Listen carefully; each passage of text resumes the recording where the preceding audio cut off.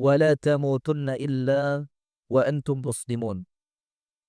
اللهم إنا نسألك علما نافعا ونعوذ بك من علم لا ينفع. بسم الله الذي لا يضر مع اسمه شيء في الأرض ولا في السماء وهو السميع العليم. بسم الله الذي لا يضر مع اسمه شيء في الأرض ولا في السماء وهو السميع العليم. بسم الله الذي لا يضر مع اسمه شيء في الأرض ولا في السماء وهو السميع العليم. اللهم إنا نعوذ بك من البرص والجنون والجذام ومن سيء الأسقام. آمين يا رب العالمين. Amma ba'du. Kepada para alim, para ulama yang ada di Masjid Nurul Iman dan kepada ketua BKM Masjid Nurul Iman yang sudah lewat sudah. Saya makomnya jatuh tadi. Kena pantun habis sudah. Kepada beliau yang kami hormati dan kepada seluruh panitia acara Tablik Akbar di malam hari ini. Dan kepada juga tadi pemuda hijrah Batuah. Bertuah. Masya Allah. Mana beliau? Ibnu Hibban. Al-Akh Ibnu Hibban. Kalau ingat nama beliau, kita ingat satu kitab hadis yang ditulis oleh Al-Imam Ibnu Hibban. Dan kami punya teman juga waktu di Jakarta dulu dari Lombok. Namanya Ibnu Hibban. Pinter betul. Setiap semester mesti nomor 1. Sekarang lagi ambil gelar doktoral di Saudi Arabia. Insya Allah semuanya oleh Allah diberkahi. Amin ya Rabbal Alamin. Dan kepada hadirin sekalian, ibu-ibu dan bapak-bapak yang dirahmati oleh Allah. Dan tak lupa kepada seluruh pemirsa Madani TV. Dimanapun Anda berada. Puji dan syukur Alhamdulillah kita haturkan kepada Allah. Atas limpahan nikmat karunia Allah kepada kita semua. Sehingga di malam hari ini, ketika mungkin di tempat yang lain, majelis ilmu semacam ini mulai dikurangi.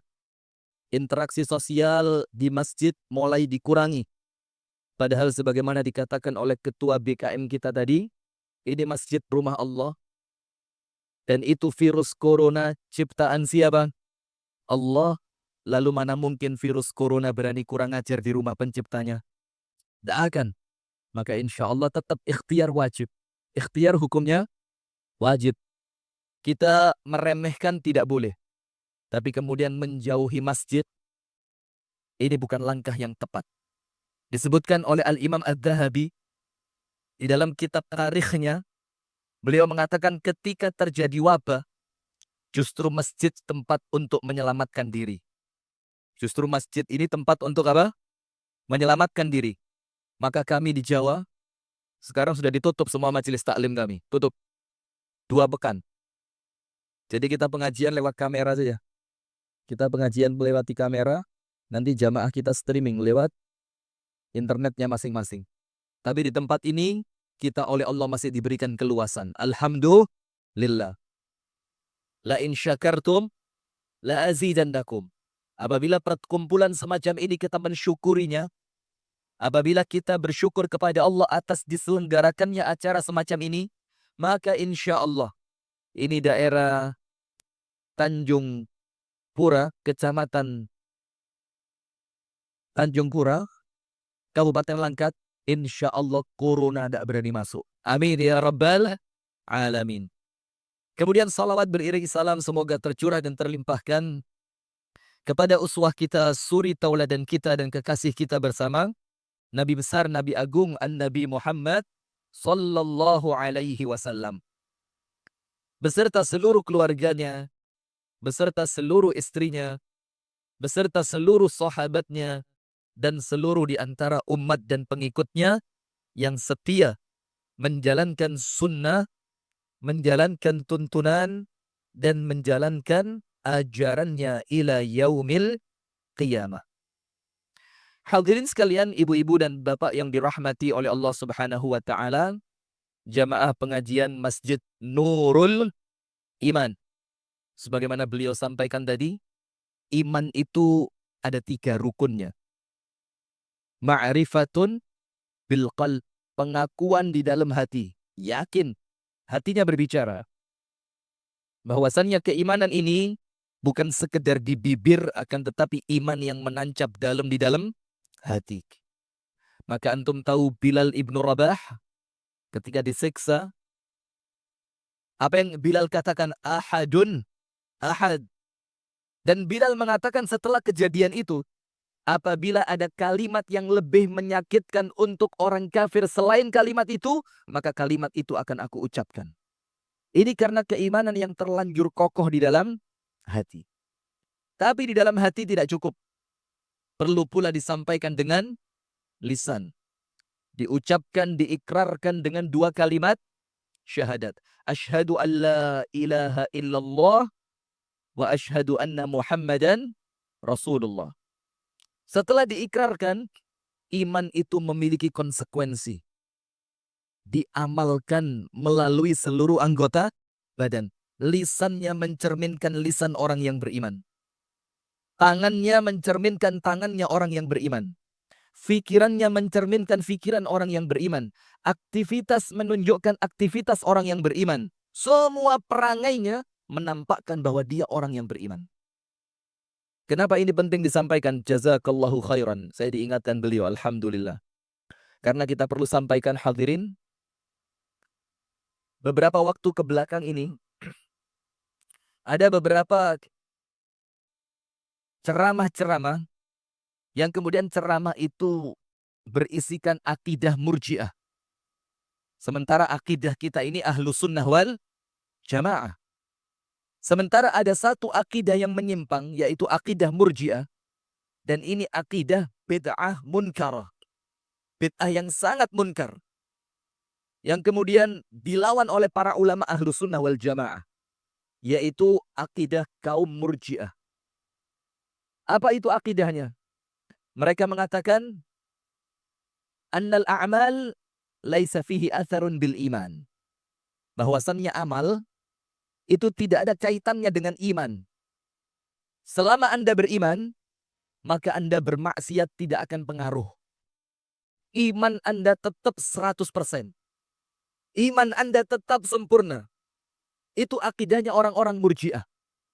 Mereka menganggap bahwasannya iman tidak ada kaitannya dengan amal. Sementara ahlu sunnah wal jamaah mengatakan, al-imanu yazidu wa yanqus. Iman itu bisa naik dan dia bisa turun. Yazidu bi ta'atillah. Iman itu akan naik apabila Anda taat kepada Allah. Wa yanqusu bi ta'atis syaitan. Dan dia akan turun, bahkan habis, apabila Anda mentaati syaitan. Dan ini sesuai dengan sabda Rasulullah sallallahu alaihi wasallam. La yazni az-zani hina yazni wa huwa mu'min. Tidaklah berzina seorang pezina. A'azzanallahu wa iyyakum ajma'in. Semoga Allah memuliakan kita semua. Amin ya rabbal alamin. Tidaklah berzina seorang pezina. Hina yazni, ketika dia berzina, wa huwa mu'min, dalam keadaan beriman. Artinya, Rasulullah menafikan iman mereka ketika mereka berzina. Penjelasan para ulama, bukan hilangnya keimanan secara utuh, tapi kehilangan kesempurnaan imannya. Apabila iman itu tidak sempurna, artinya imannya berkurang. Apabila iman itu berkurang, berarti yang benar adalah akidahnya ahlu sunnah wal jamaah. Bahwa iman bisa naik dan iman bisa turun. Naik dengan taat kepada Allah, turun dengan bermaksiat kepada Allah. Nah, itu insya Allah yang kita bahas di malam hari ini. Apa pengaruh dari dosa dan maksiat? Saya kasih cerita sebagai pembuka. Yang supaya kemudian kita yang beriman ini tidak ikut-ikutan panik seperti orang yang tidak punya iman.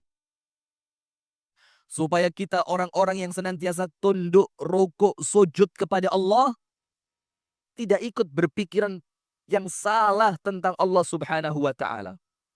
Di zaman Amirul Mukminin Umar Ibnul Khattab radhiyallahu ta'ala anhu wa ardahu, itu di kota Madinah terjadi 2 kali gempa bumi. Dan insya Allah yang belajar ilmu geologi, insya Allah paham bahwa Jazirah Arab itu daerah yang paling minim terjadi gempa bumi. Wabil khusus di kota Makkah dan di kota Madinah. Kalau secara ilmu geologi dikatakan karena banyak gunung batu, yang gunung batu itu akarnya menancap dalam ke dalam bumi, yang Allah katakan gunung dijadikan apa? Rawasi. Rawasi itu apa? Pasak. Maka di dalam hadis dikatakan, ketika Allah Subhanahu wa taala menciptakan bumi, ja'alahu tamil, maka bumi ini berguncang. Tidak bisa berhenti dia. Gerak terus. Fakhalaqallahu al-jibal, maka Allah menciptakan gunung. Wa ja'ala al-arda tamtad, maka bumi itu tiba-tiba menjadi, langsung dia berhenti. Dia langsung stabil. Maka malaikat-malaikat Allah merasa heran. Ya Rabb, afi khalqika khalqun a'zam minal jibal? Ya Allah, ini gunung hebat sekali. Adakah di dalam ciptaanmu ya Allah sesuatu yang lebih hebat dibanding gunung? Apa Allah katakan? Ada. Apa itu? Al-hadid, besi. Kenapa begitu? Karena besi bisa digunakan untuk mematahkan gunung. Betul apa tidak? Setelah Allah katakan ada di antara ciptaanku yang lebih hebat dibandingkan gunung, yaitu besi. Lalu kemudian para malaikat menanyakan lagi, Ya Rabb, afi khalqika khalqun a'zamu minal hadid? Adakah di antara ciptaanmu ya Allah yang lebih hebat dibandingkan besi? Maka Allah mengatakan, na'am, ada. Apa itu? An-nar, api. Maka apabila kita ingin melelehkan besi, apa yang kita gunakan? Api. Setelah itu para malaikat bertanya lagi, ya Rabb, ya Allah, afi khalqika khalqun a'zamu minan nar? Adakah di antara ciptaanmu ya Allah yang lebih hebat dibandingkan api? Allah katakan, al-ma', air. Karena apabila orang ingin memadamkan api, apa yang digunakan? Air. Lalu malaikat menanyakan lagi, Ya Rabb, afi khalqika khalqun a'zamu minal ma'? Adakah di antara ciptaanmu yang lebih hebat dibandingkan air? Apa Allah katakan? Ar-rih, udara. Karena udara itu yang menggerakkan awan untuk kemudian menurunkan air hujan. Dan terakhir malaikat bertanya lagi, ya Rabb, ya Allah, afi khalqika khalqun a'zamu minar rih? Ya Allah, adakah di antara ciptaanmu ya Allah yang lebih hebat dari semua itu? Lebih hebat dari gunung, lebih hebat dari besi, lebih hebat dari api, lebih hebat dari air, lebih hebat dari angin. Adakah ya Allah? Allah katakan, na'am, ada. Apa itu ya Allah? Apa Allah katakan? Abdun mu'min, seorang hamba yang beriman. Yatasaddaqu bisadaqatin, yang dia bersedekah dengan satu sedekah. Fa'akhfaha, sedekahnya itu ditutup sama dia, disembunyikan olehnya. Hatta la ta'lama shimaluhu ma tunfiqu yaminu, sampai tangan kirinya tidak tahu itu apa yang disedekahkan oleh tangan kanannya. Ini menunjukkan ikhwatul iman bagaimana kehebatan orang-orang yang beriman. Mereka mengalahkan gunung, mereka mengalahkan besi, mereka mengalahkan api, mereka mengalahkan air, mereka mengalahkan udara. Dikarenakan keikhlasan mereka kepada Allah Subhanahu wa ta'ala. Maka gunung ini menjadikan Jazirah Arab ini aman dari gempa. Tadi antum tahu, di zaman sahabat, di zaman tabi'in, itu di kota Madinah terjadi 2 kali gempa bumi. Secara tepatnya di zaman Amirul Mukminin Umar Ibnul Khattab radhiyallahu taala anhu. Gempa yang pertama biarin sama Umar. Ketika terjadi gempa bumi yang kedua, semua penduduk kota Madinah oleh Umar dikumpulkan. Wajib kumpul semua. Yang sehat, yang sakit, Dah ada Umar takut menular. Yang sakit dikumpulin sama Umar. Yang sehat, yang sakit, yang laki, yang perempuan, yang tua, yang muda. Bahkan perempuan yang sedang dipingit, itu oleh Umar diperintahkan untuk dikeluarkan. Ada sesuatu yang penting perlu disampaikan. Kemudian Umar mengatakan, Ya ahlal madinati, tubu ilallahi taubatan nasuha. Wahai penduduk kota Madinah, bertaubatlah kalian semua kepada Allah dengan taubatan nasuha. Taubat yang sesungguh-sungguhnya. Taubat yang sebenar-benarnya. Taubat dengan seikhlas-ikhlasnya. Taubat dengan setulus-tulusnya. Kenapa begitu? Umar mengatakan, Ma anzalallahu bala'an illa bidzambin wa ma'asiyatin. Tidaklah Allah turunkan bencana. Tidaklah Allah turunkan bala. Tidaklah Allah turunkan wabah. Wabah itu apa? Masuk dalam bahasa Indonesia sekarang kan? Wabah, penyakit yang menular, endemik. Apa kata Umar? Kecuali dikarenakan dosa dan maksiat. Nah sekarang kita lihat. Mohon maaf ya. Munculnya virus corona semacam ini. Di tempat yang maksiat atau tidak? Di tempat yang maksiat atau tidak? Bahkan ulama kita zaman dulu sudah mengatakan apa? Ini bukan kita rasis, bukan. Tapi ini yang kita sampaikan aqwalul ulama. Ucapannya para ulama. Dibilang apa? As-Sin masdarul wabah. Cina itu sumber munculnya wabah. Ini ucapan ulama kita zaman dahulu. Zaman ketika di sana belum terjadi apapun. Tapi para ulama Rabbani sudah mendapatkan futuhat Rabbaniyah. Mendapatkan ilmu-ilmu yang mereka mendapatkan ilham itu dari Allah. Maka mereka mengatakan As-Sin masdarul wabah. Cina itu sumber munculnya apa? Wabah. Kenapa begitu? Coba bentuk kemaksiatan apa yang tidak ada di sana. Bahkan sebelum munculnya virus corona ini, sempat kita dapatkan beberapa video, yang itu video asli bukan hoax. Banyak di antara mereka itu yang memakan binatang-binatang yang menjijikkan. Antum lihat videonya enggak? Ada yang makan kelelawar. Ada di sini. Ada yang tikus. Antum tahu tikus? Mos. Tikus itu. Bukan tikus mati. Tikus hidup. Dipakai sumpit. Dia tikus kan goyang-goyang dia. Cicit, cicit, cicit, cicit. Kepalanya itu tikus. Dicelupin ke saus. Jangan dibayangkan ya. Apa yang terjadi? Itu kepala tikus tadi dimasukkan ke dalam giginya. Dikeremus.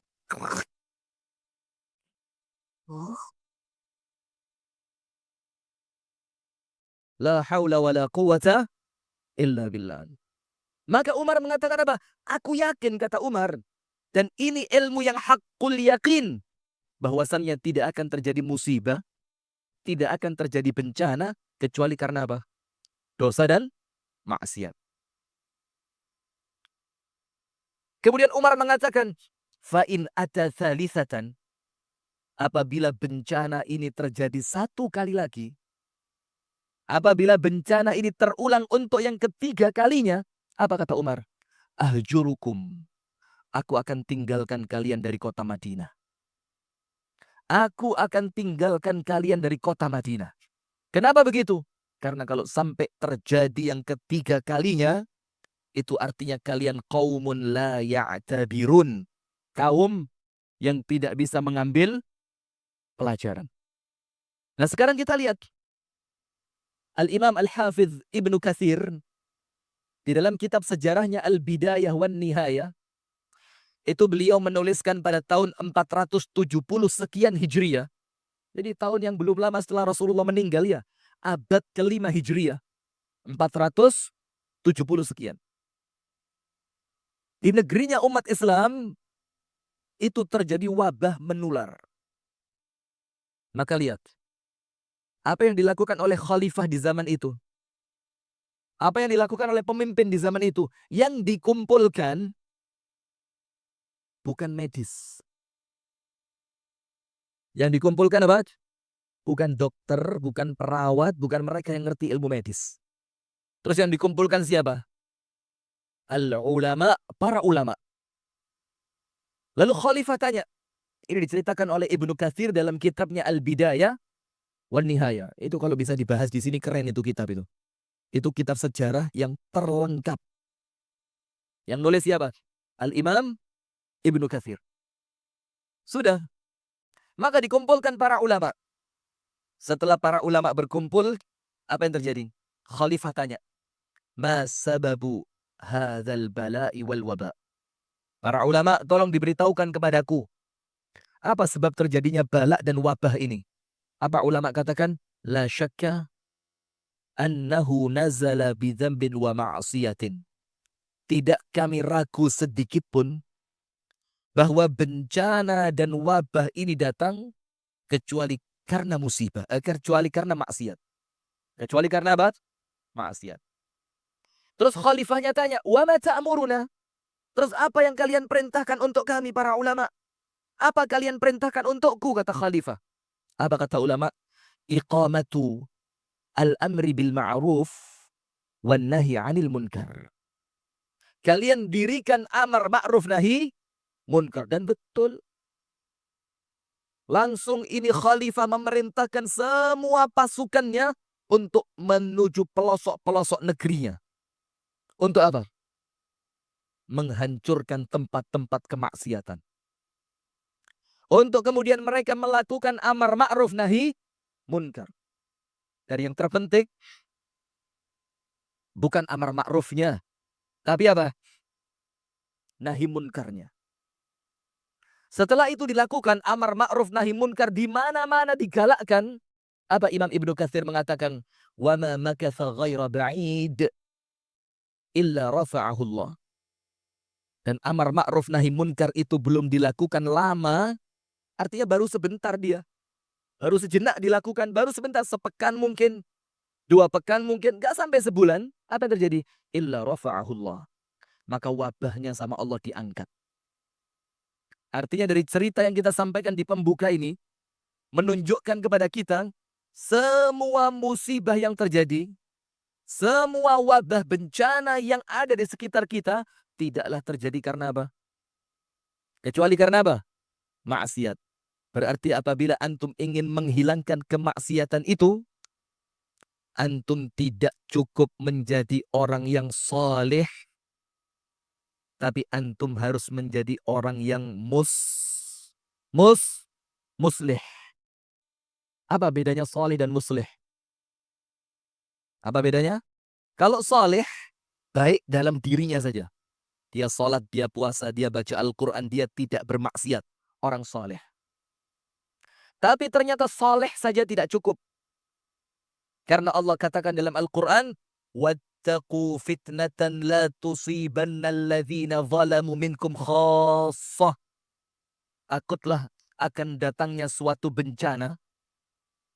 Yang bencana itu tidak hanya Allah timpakan kepada orang-orang yang zalim saja.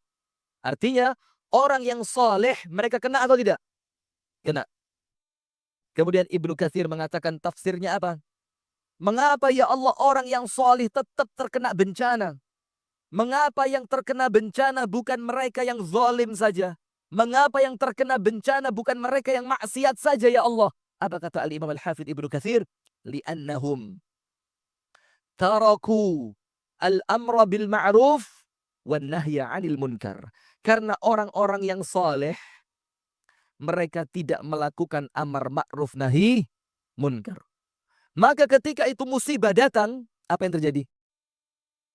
Semuanya Allah timpakan musibah. Nanti antum pulang, saya kasih PR.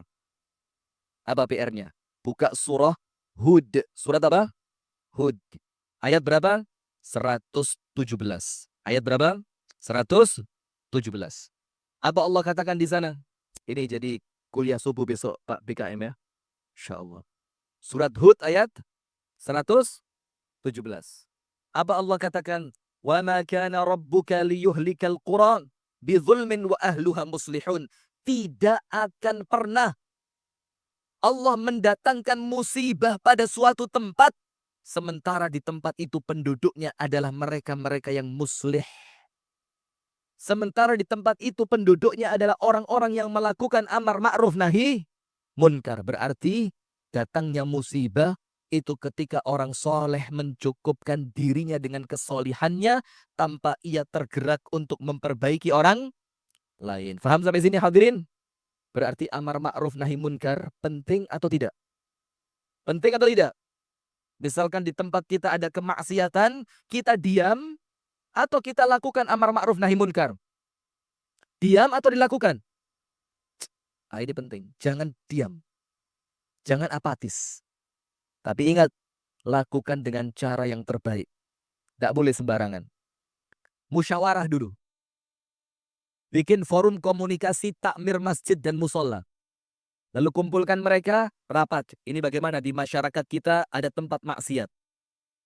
Setelah semuanya rapat, semuanya musyawarah, angkat ke pihak yang berwenang. Tunjukkan datanya.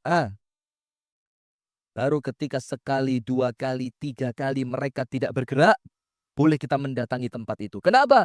Karena ini musibah yang datang bukan cuma kalian yang maksiat yang terkena. Tapi kami yang duduk di masjid, itu pun akan terkena. Dan kalau antum diamkan, antum aman insya Allah bisa jadi. Tapi ingat, antum punya anak. Antum punya cucu yang belum tentu selamat dari kemaksiatan itu. Nah sekarang hadirin kita masuk ke materi. Itu baru pembukaan itu ya, jangan khawatir. Kita masuk ke materi sekarang. Dampak dosa dan maksiat dalam kehidupan. Jadi kalau Anda berdosa, kalau Anda bermaksiat, apa yang akan Anda dapatkan dalam kehidupan Anda? Apa yang akan Anda rasakan dalam kehidupan Anda? Rumah tangga, ekonomi, kesehatan, kemasyarakatan, ketenangan dalam hati. Apa yang akan terjadi? Ternyata maksiat yang Anda lakukan itu ibarat racun yang Anda minum. Ketika Anda meminum racun, walaupun dosisnya cukup kecil, ada pengaruhnya enggak? Pasti ada pengaruhnya.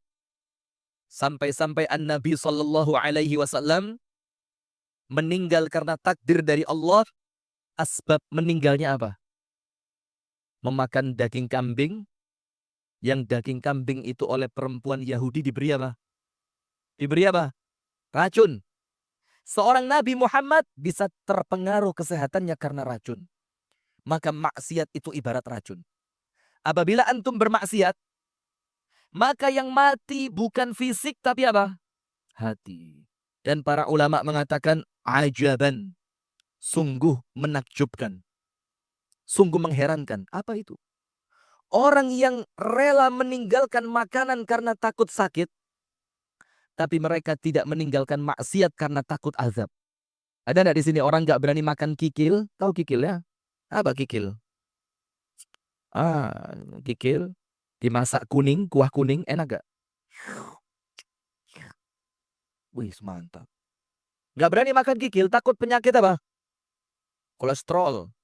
Misalkan dia kena penyakit jantung koroner, misalkan dia kena penyakit stroke. Berani makan kikil dia? Berani makan kikil dia? Nggak berani. Berani makan jeroan kambing? Kenapa antum pegang dia? Sakit jantung dia?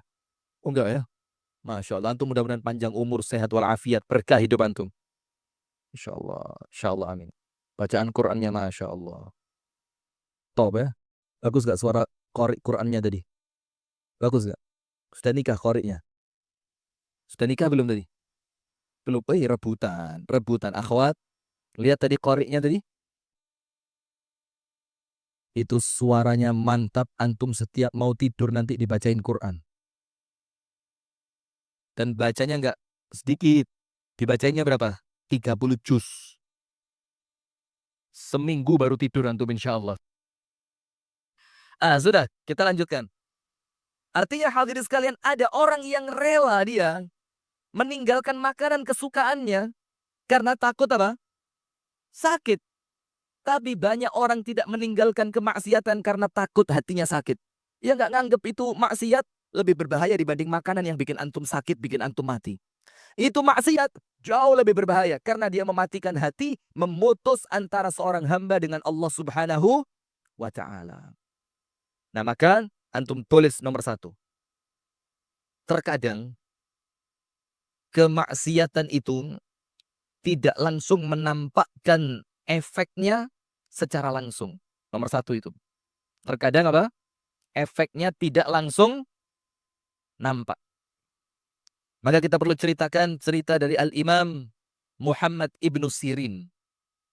Seorang ulama dari kalangan tabi'in.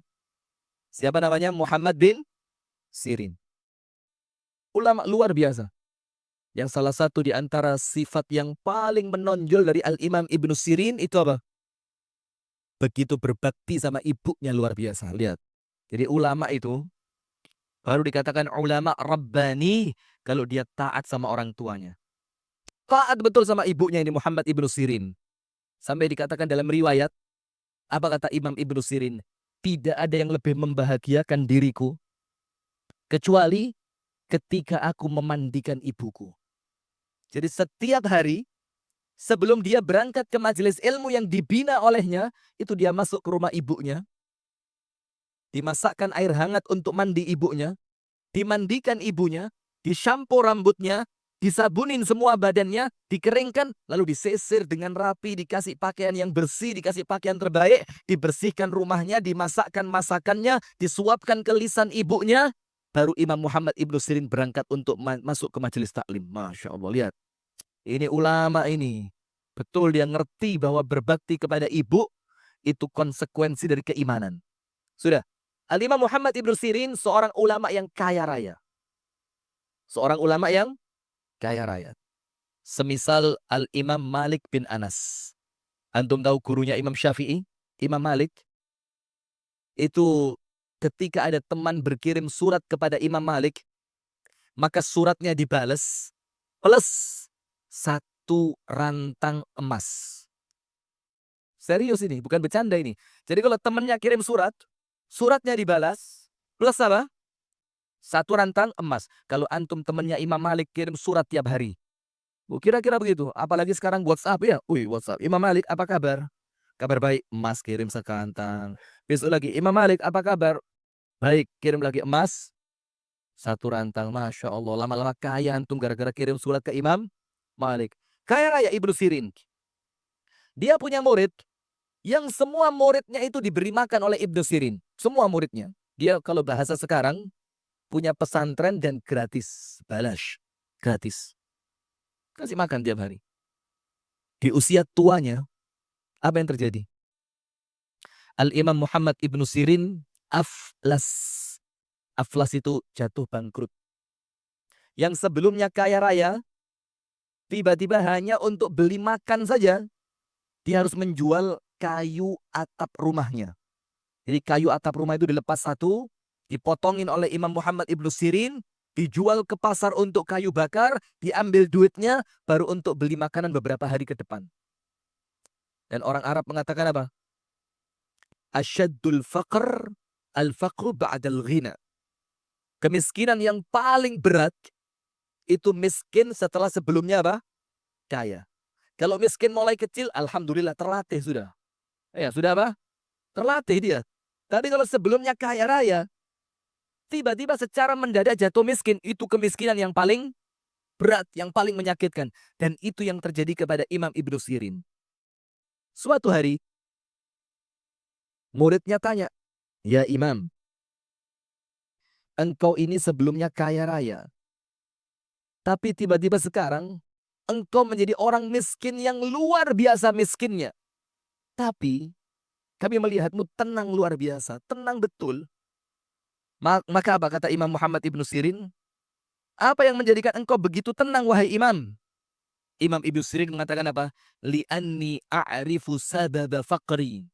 Karena aku tahu apa sebab kebangkrutanku. Aku tahu apa sebabnya. Kenapa aku menjadi orang miskin setelah sebelumnya kaya raya? Muridnya penasaran. Muridnya tanya,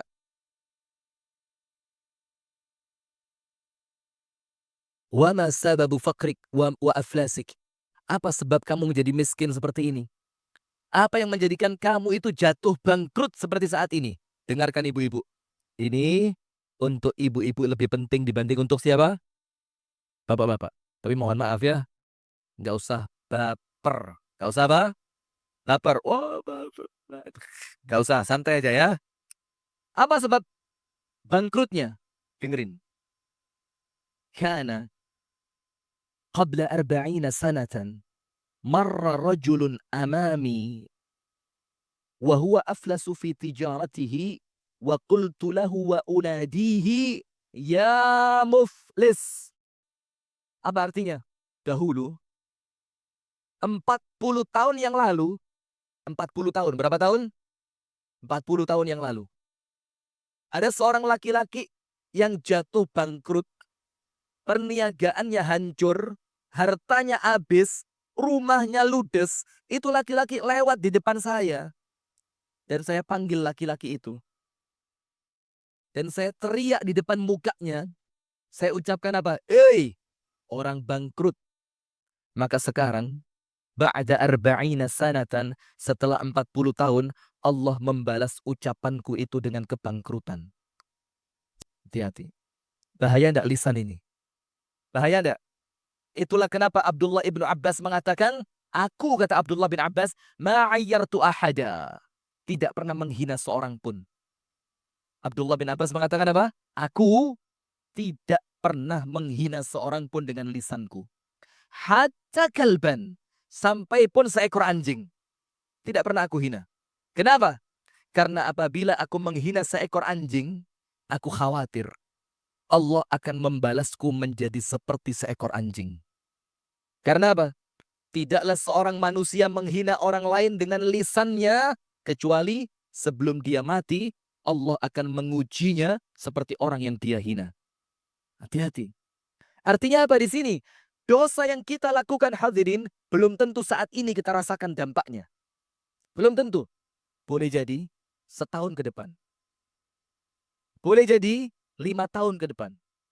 Boleh jadi 20 tahun ke depan. Dan bisa jadi dosa itu baru antum rasakan dampak dan efek jeleknya itu setelah berapa tahun? 40 tahun.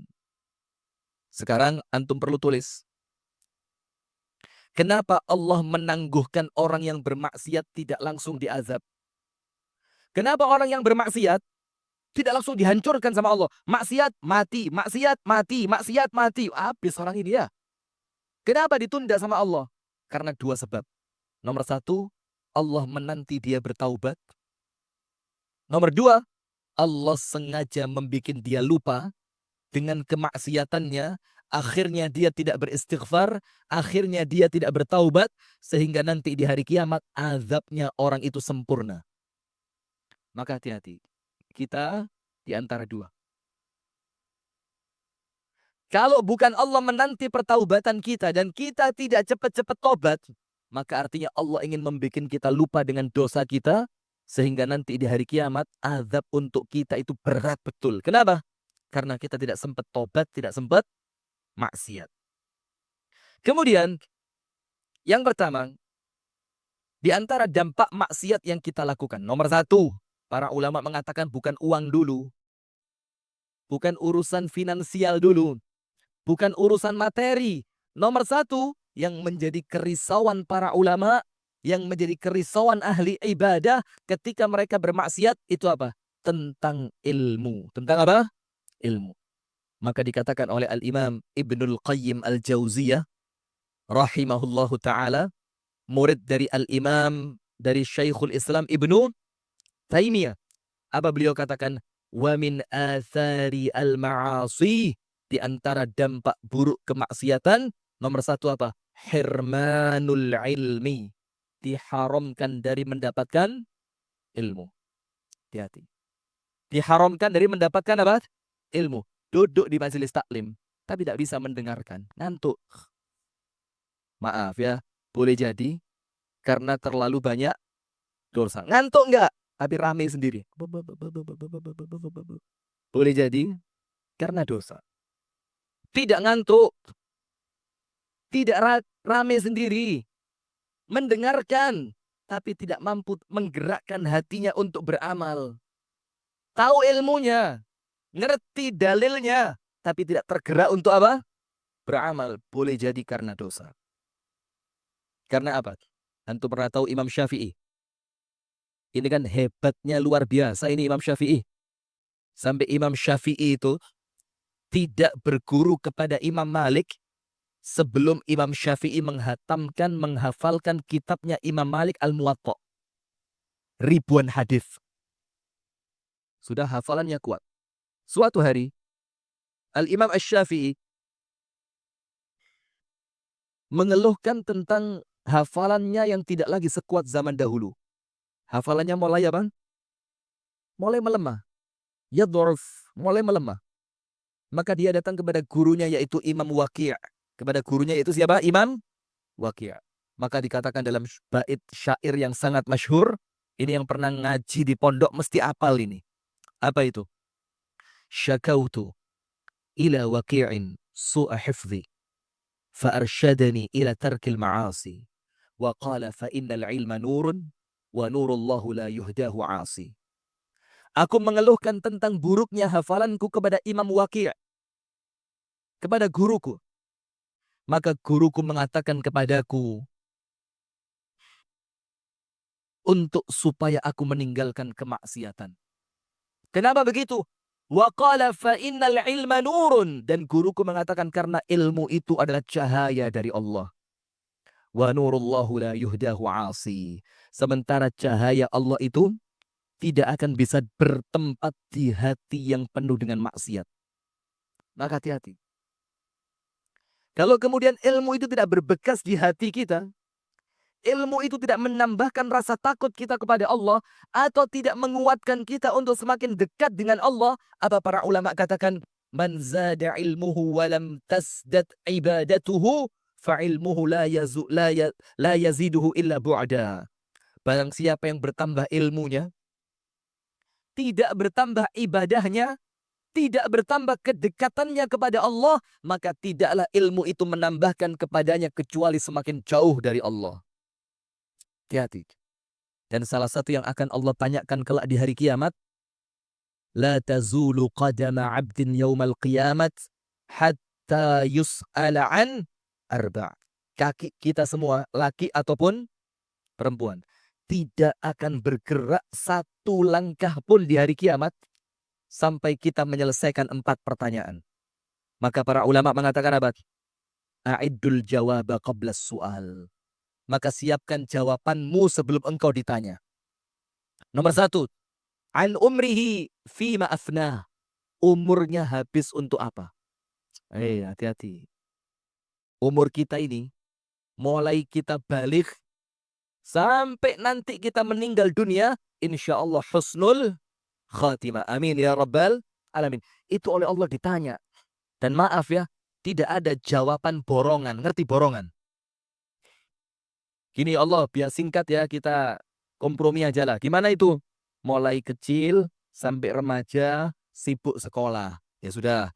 Remaja sampai nikah sibuk cari kerja ya Allah. Setelah nikah sampai tua sibuk rumah tangga ya Allah. Tua sampai mati sibuk ngurusin penyakit sama obat ya Allah. Selesai? Enggak. Allah tanya buat antum ini dan saya juga detik per detik.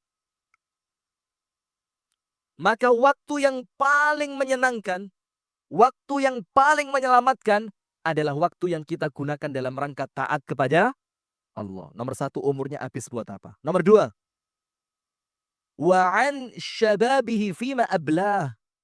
Umur sudah, sekarang usia muda. Muda itu berapa? Muda itu umur berapa? Berapa? Kenapa 15? Kenapa? Muda, menurut para ulama itu mulai balik sampai 40. Sampai berapa? 40. Artinya di bawah 40 masih muda. Angkat tangan yang masih muda. Oh, jangan ikut-ikut yang tua ya. Nggak usah ngomong umur, sensitif. Sudah. Saya kelahiran 97. Sudah? Percaya? Enggak. Awas kualat ya, nggak percaya sama Ustadz ya. Sudah. Kemudian 40 sampai 60. 40 sampai 60 apa? Dewasa. Maka ibu-ibu kalau cari menantu yang dewasa kan? Ibu-ibu kalau cari menantu yang dewasa kan? Dewasa. Berarti cari menantu yang usianya berapa? Di atas 40. Sepakat ya? Ketahuan tuh. Sudah. Ditanya sama Allah, usia mudamu habis untuk apa? Mulai balik sampai 40. Ditanya detik per detik. Umur umum, muda secara khusus. Nomor 3. Wa an malihi min aina iktasabahu wa fima anfaqahu. Ditanya tentang uang. Dapat dari mana? Habis untuk apa? Dan yang keempat, hati-hati, ini yang kita maksudkan sekarang. Wa an ilmihi mada amila bih. Ditanya sama Allah, ilmumu engkau gunakan untuk apa? Ilmu yang engkau miliki, pengajian yang engkau dengarkan, kitab yang engkau baca, hadis yang engkau hafalkan, ayat Al-Quran yang engkau fahami, engkau gunakan untuk apa? Ditanya sama Allah. Dan salah satu yang menyebabkan kita tidak mampu mengamalkan ilmu, itu karena maksiat. Nah, maka nomor 1, orang yang banyak maksiat, Allah jauhkan dia dari ilmu. Kalaupun dapat ilmu, tidak mampu mengamalkan. Kalaupun mampu mengamalkan, tidak mendapatkan keberkahan ilmu. Maka mohon maaf ya, tablik akbar semacam ini, jujur aja sudah. Terkadang materi yang disampaikan oleh ustadz-ustadz yang datang itu terulang. Betul tidak? Ada sebagian yang terulang. Terus mengapa antum masih semangat mendengarkan lagi? Karena di majelis ilmu yang kita cari bukan hanya ilmunya, tapi keberkahan majelisnya. Karena di majelis ini orang sakit oleh Allah disembuhkan. Di majelis semacam ini orang yang punya masalah oleh Allah diselesaikan. Di majelis ini orang yang hatinya sedih oleh Allah dibahagiakan.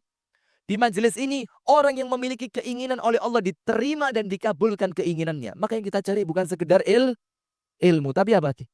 Keberkahan. Maka maksiat menghilangkan keberkahan ilmu. Antum lihat orang zaman dahulu. Sama gurunya. Masya Allah, hormat luar biasa. Pandai, mungkin tidak terlalu. Tapi hidupnya bahagia. Kenapa? Barokah. Nomor 2. Saya dibilang sama panitia tadi sampai jam 10. Jam 10 aku bilang. Tolong jawab antum ya. Kurang 10 menit. Nomor 2. Hirman ar-rizq. Tidak mendapatkan rezeki. Maka mohon maaf. Kalau antum melihat rezeki antum seret, buka toko, tokonya bangkrut. Berdagang, dagangannya ludes, duit tidak ngumpul. Kadang-kadang usaha sama teman kongsi, ditipu. Apalagi kemudian? Ya pokok rezekinya tidak ngumpul. Punya duit. Dan ini banyak di antara kita. Jangan selfie aja. Kita punya duit. Banyak di antara kita ini tidak terasa. Perasaan kemarin barusan dapat uang. Kok tiba-tiba nggak terasa duit itu tiba-tiba apa? Habis. Pernah ngerasain seperti itu? Pernah ngerasain? Sering kalau model ini ya. Duit 2 juta. 3 juta. 5 juta. Sampai terkadang kita tidak tahu itu uang hilangnya kemana. Betul tidak? Nah, maka yang paling aman, uang itu titipkan siapa? Titipkan siapa? Istri. Masya Allah, suami teladan antum. Titipkan istri katanya. Susah mintanya. Dek, minta duit, dek, mau beli makan ke depan. Berapa? 10.000. Pas 10.000 dikasih. Gak boleh tambah. Masya Allah. Betul ibu-ibu ya? Paling aman uang dititipkan siapa ibu-ibu? Siapa bu? Masya Allah. Bukan titipkan pada istri. Titipkan kepada Allah. Tabungannya bukan tabungan bank konvensional. Tapi tabungannya tabungan syariah yang betul-betul syariah. Yaitu titipkan kepada Allah. Maka Imam Al-Hasan Al-Basri mengatakan apa? Ma indakum yanfad. Wa ma indallahi baqa. Apa yang ada pada dirimu bakal hilang. Dan apa yang ada pada sisi Allah, itulah yang kekal.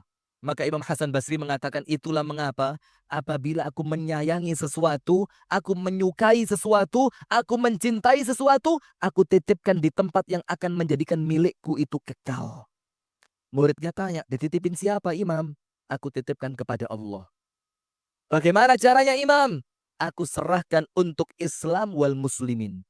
Maka itu tidak akan diambil orang lain dan itu untukku.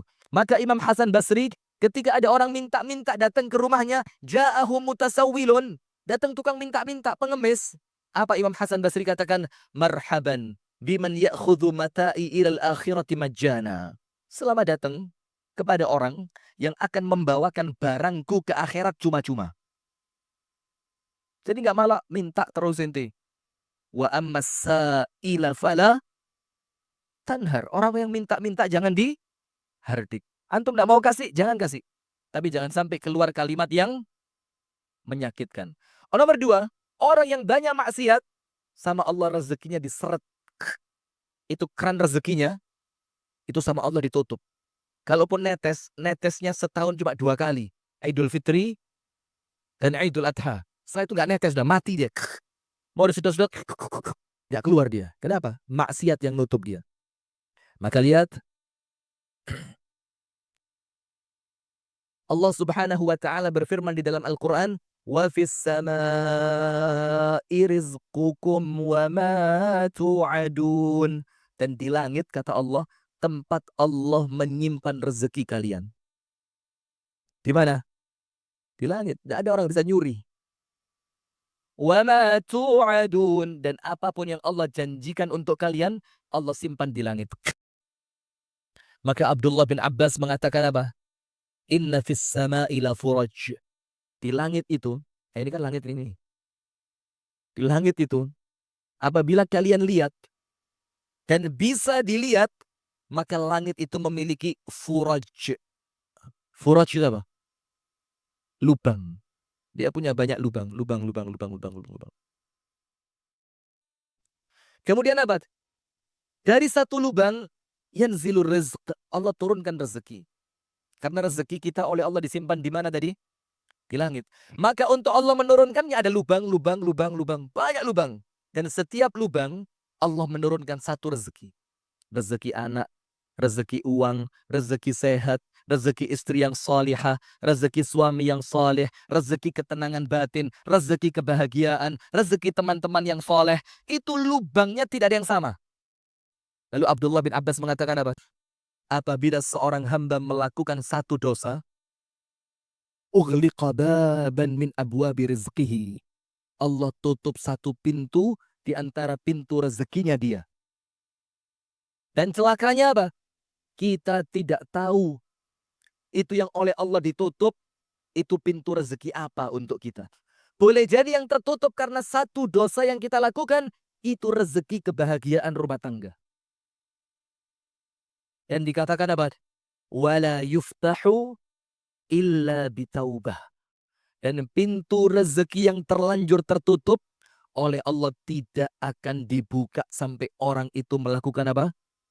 Tobat. Maka hati-hati. Boleh jadi rezeki anak yang soleh itu tertutup dari kita bukan karena anak kita nakal, bukan. Tapi apa? Kita yang menutup pintunya dengan maksiat yang kita lakukan. Boleh jadi rezeki istri yang taat kepada suami yang menjadikan istri kita tidak taat kepada kita bukan karena dia jahat, tapi karena suami yang menutup pintunya dengan kemaksiatan yang suami lakukan di luar rumah. Maka para salaf mengatakan apa? Inni la'asillah. Suatu hari aku maksiat sama Allah. Hina raja'tu ilal bait. Ketika aku pulang ke rumah, wajadtu dzalika fi khuluqi zaujati. Langsung aku dapatkan efeknya, itu istriku menjadi istri yang tidak baik. Kenapa? Karena rezeki istri yang taat dari pintu yang Allah telah buka, suami yang menutupkan pintu itu dengan bermaksiat kepada siapa? Allah. Ketenangan batin. Rezeki bukan? Rezeki bukan? Tenang hatinya, Masya Allah. Di rumah tenang, kumpul sama anak, sama istri tenang. Di tempat ibadah, tenang, nggak buka HP. Masya Allah, baru tempat ini saya Masya Allah. Pengajian tablik akbar nggak ada yang buka HP. Masya Allah, bagus ya. Karena nggak punya aja ya. Nggak ada paket, nggak ada wifi gratis. Antum pemburu wifi gratis kayaknya ya. Ini model-model yang ngopi, satu gelas 4.000, duduknya 5 jam. Satu gelas berapa kopi antum? 4.000 ya. Duduk berapa? 5 jam. Semua di-download sama dia. Mau gratis Ustadz. Ini yang punya kedai kopi ngamuk-ngamuk nanti ya. Kalau antum datang diciri sama dia, jangan boleh masuk dia. Ini rugi. Kita untung segelas cuma 1.000, wifi dihabisin dia katanya. Sudah. ketenangan batin. Itu boleh jadi tidak kita dapatkan sumpek. Ngerti sumpek ya? Sumpek galau. Gak tenang hatinya. Jangan buru-buru. Ini karena rumah nggak terlalu besar ini. Anak nggak bisa di sini. Sumpek anak di sini. Nggak kuat. Bukan karena istri juga. Oh istri jelek. Enggak. Bukan karena rumah nggak ada AC. Sampai anget seperti ini. Masya Allah enak angetnya. Ini sehat. Anti corona. Amin ya Rabbal Alamin. Rumah nggak ada AC. Nggak betah. Lah bukan karena itu. Bukan karena itu. Rasulullah rumahnya kecil atau besar? Kecil. Ber-AC atau tidak? Tidak. Perabotannya mewah atau tidak ada perabotan? Tidak ada perabotannya. Ada kamar mandi mewah di dalam? Tidak ada. Ada meja makan di dalam? Tidak ada. Ada spring bed di dalam? Tidak ada. Ada bed cover di dalam? Ada panci presto di dalam? Bu, ada panci presto di dalam? Tidak ada. Tapi kenapa Rasul ketika di rumah, itu kata Ibunda Aisyah, maka Rasul melupakan segalanya. Bahagia di rumah. Kenapa? Hatinya bersih. Tidak ada dosa yang menghalangi antara dia dengan rezeki bahagia. Nah, maka disebutkan dalam hadis yang diriwayatkan oleh Imam Ahmad, dikatakan di sini, innal abda la yuhramur rizqa bidzamb yusibuhu. Ada seorang hamba yang Allah menghalangi hamba itu dari mendapatkan rezekinya. Ingat, bukan rezekinya orang lain, rezekinya siapa? Rezekinya dia. Bidzambin, karena satu dosa yusibu yang dia lakukan. Satu dosa menghalangi rezeki. Dan ingat Pak, rezeki antum mau diambil dengan cara yang halal atau antum ambil dengan cara yang haram, sama itu rezeki antum. Baik caranya halal atau haram. Maka Rasul ingatkan yang sabar ketika cari rezeki. Karena engkau tidak akan pernah kehilangan rezekimu. Karena rezekimu tetap milikmu. Baik engkau cari dengan cara yang halal ataupun dengan cara yang haram. Tak kasih cerita. Saya suka cerita. Ali ibnu Abi Thalib radhiyallahu ta'ala anhu itu bawa kuda. Kemudian Ali bin Abi Thalib mau masuk ke dalam masjid. Ada satu keperluan. Ternyata di masjid itu tidak ada tempat untuk mengikat kuda. Tempat parkir tidak ada. Maka Ali panggil satu anak muda. Ini nampak wajahnya orang baik ini. Panggil sama Ali. Ya syab ta'al. Anak muda sini. Apa itu? Tolong. Aku ada sedikit keperluan untuk masuk ke dalam masjid. Tak lama aku akan keluar. Maka aku minta tolong kepadamu. Tolong kudaku sementara dipegangkan. Jangan sampai dia pergi. Anak muda bilang apa? Siap Ali. Dipegang kuda itu sama anak muda tadi. Ali bin Abi Thalib radhiyallahu ta'ala anhu masuk ke dalam masjid. Ketika selesai urusannya, Ali keluar. Sebelum Ali bin Abi Thalib keluar, dia mikir, baik sekali anak muda itu ya. Baik sekali itu anak muda. Dia mau memegangkan kudaku. Maka dibuka kantongnya Ali. Karena Ali bin Abi Thalib bukan orang kaya ya. Dibuka, ada recehan 4 keping. Ada apa? Uang receh berapa keping? 4. 1 keping, 2 keping, 3 keping, 4 keping. 4. Tapi Pak, kepingnya bukan uang perak. Uang emas.